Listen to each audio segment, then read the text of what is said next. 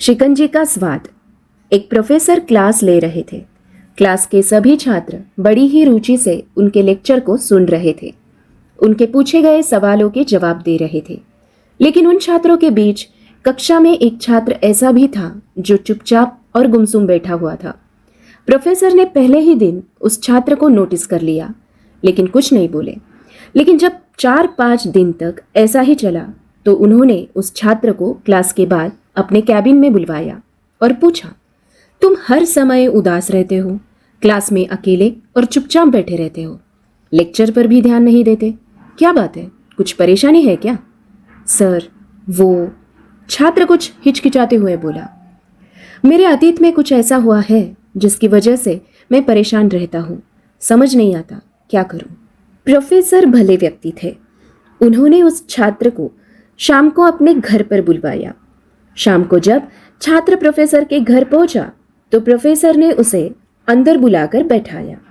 फिर स्वयं किचन में चले गए और शिकंजी बनाने लगे। उन्होंने जानबूझकर शिकंजी में ज्यादा नमक डाल दिया।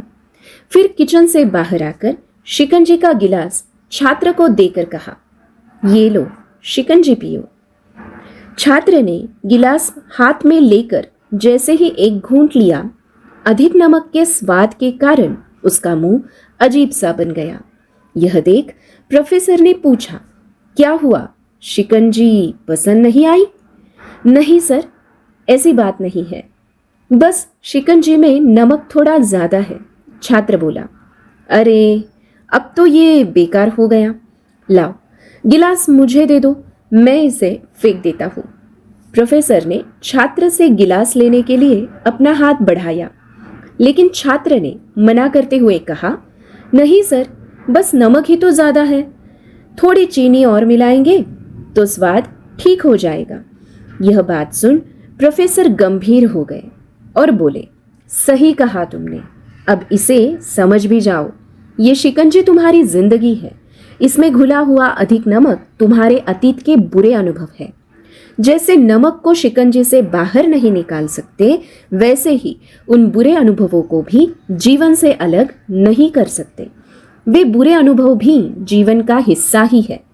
लेकिन जिस तरह हम चीनी घोलकर शिकंजी का स्वाद बदल सकते हैं, वैसे ही बुरे अनुभवों को भूलने के लिए जीवन में मिठास तो घोलनी पड़ेगी ना।